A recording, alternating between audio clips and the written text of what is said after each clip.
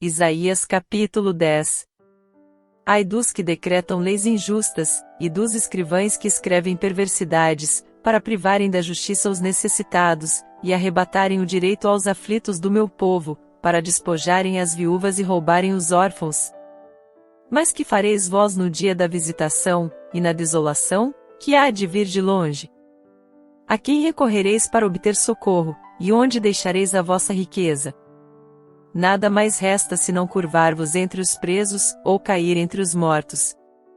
Com tudo isso não se apartou a sua ira, mas ainda está estendida a sua mão. Ai da Síria, a vara da minha ira, porque a minha indignação é como bordão nas suas mãos.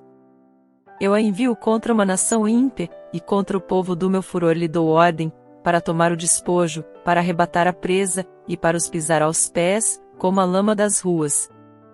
Todavia ela não entende assim, nem o seu coração assim o imagina, antes no seu coração intenta destruir e desarraigar não poucas nações. Pois diz, não são meus príncipes todos eles reis? Não é Calnó como Carquemes? Não é Amate como Arpade? E Samária como Damasco? Do mesmo modo que a minha mão alcançou os reinos dos ídolos, ainda que as suas imagens esculpidas eram melhores do que as de Jerusalém e de Samária. Como fiz a Samária e aos seus ídolos, não o farei igualmente a Jerusalém e aos seus ídolos? Por isso acontecerá que, havendo o Senhor acabado toda a sua obra no monte Sião e em Jerusalém, então castigará o rei da Síria pela arrogância do seu coração e a pomba da altivez dos seus olhos. Porquanto diz ele, com a força da minha mão o fiz, e com a minha sabedoria, porque sou entendido, eu removi os limites dos povos, e roubei os seus tesouros, e como valente abati os que se sentavam sobre tronos. E achou a minha mão as riquezas dos povos como a um ninho, e como se ajuntam os ovos abandonados, assim eu ajuntei toda a terra, e não houve quem movesse a asa, ou abrisse a boca, ou churiasse. Porventura gloriar-se-á o machado contra o que corta com ele? Ou se engrandecerá a serra contra o que a maneja? Como se a vara movesse o que a levanta, ou o bordão levantasse aquele que não é pau. Pelo que o Senhor Deus dos exércitos fará definhar os que entre eles são gordos, e debaixo da sua glória ateará um incêndio, como incêndio de fogo. A luz de Israel virá a ser um fogo e o seu santo uma labareda, que num só dia abrasará e consumirá os seus espinheiros e as suas sarças. Também consumirá a glória da sua floresta, e do seu campo fértil, desde a alma até o corpo, e será como quando um doente vai definhando. E o resto das árvores da sua floresta será tão pouco que um menino as poderá contar. E acontecerá naquele dia que o resto de Israel, e os que tiverem escapado da casa de Jacó, nunca mais se estribarão sobre aquele que os feriu, e antes se estribarão lealmente sobre o Senhor, o Santo de Israel. Um resto voltará, sim, o resto de Jacó voltará para o Deus forte. Porque ainda que o teu povo, ó Israel, seja como a areia do mar, só um resto dele voltará. Uma destruição está determinada, transbordando de justiça. Pois uma destruição, e essa já determinada, o Senhor Deus dos exércitos executará no meio de toda esta terra.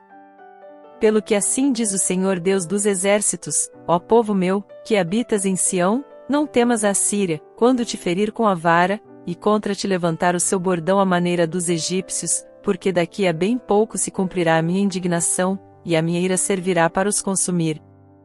E o Senhor dos exércitos suscitará contra ela um flagelo, como a matança de Midian junto à rocha de Horebe, e a sua vara se estenderá sobre o mar, e ele a levantará como no Egito. E naquele dia a sua carga será tirada do teu ombro, e o seu jugo do teu pescoço, e o jugo será quebrado por causa da gordura. Os assírios já chegaram a Aiate, passaram por Migron, em Micmais deixam depositada a sua bagagem, já atravessaram o desfiladeiro, já se alojam em Geba, Ramá treme, Gibeá de Saul já fugiu. Clama com alta voz, ó filha de Galim.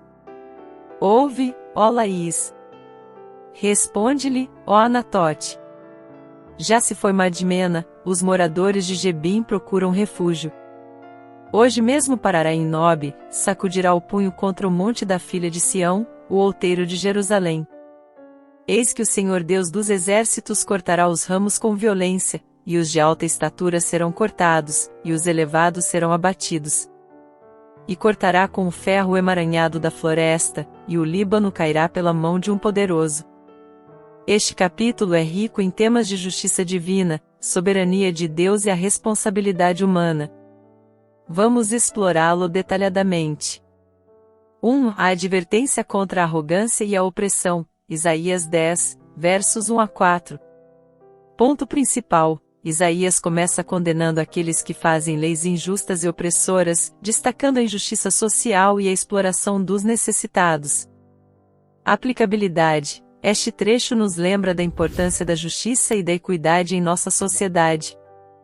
Como indivíduos e comunidades, somos chamados a defender os oprimidos e a trabalhar por sistemas mais justos. 2. A soberania de Deus sobre as nações, Isaías 10, versos 5 a 19. Ponto principal: Deus usa a Síria como instrumento de julgamento contra Israel, mas também julgará a Síria por sua própria arrogância e maldade. Aplicabilidade: este segmento nos ensina sobre a soberania de Deus sobre todas as nações e líderes. Ele nos lembra que, embora Deus possa usar circunstâncias e nações para seus propósitos, Ele também responsabiliza todos pela justiça e retidão. 3. A promessa de restauração e remanescente, Isaías 10, versos 20 a 23. Ponto principal: apesar do julgamento iminente, há uma promessa de que um remanescente voltará e confiará no Senhor. Aplicabilidade: essa promessa oferece esperança e encorajamento, lembrando-nos de que, mesmo em tempos de dificuldade, a fidelidade a Deus traz restauração e redenção. 4. A redenção final e o julgamento universal, Isaías 10, versos 24 a 34. Ponto principal: o capítulo conclui com uma afirmação do julgamento de Deus sobre todos os opressores e a promessa de liberação para seu povo. Aplicabilidade: este final nos encoraja a manter a fé e a esperança, mesmo diante das adversidades. Reforça a ideia de que Deus está no controle e que a justiça finalmente prevalecerá. Conclusão e reflexão. Isaías 10 é um poderoso lembrete da justiça de Deus, da responsabilidade humana e da esperança de redenção. Como estamos respondendo às injustiças em nossa sociedade?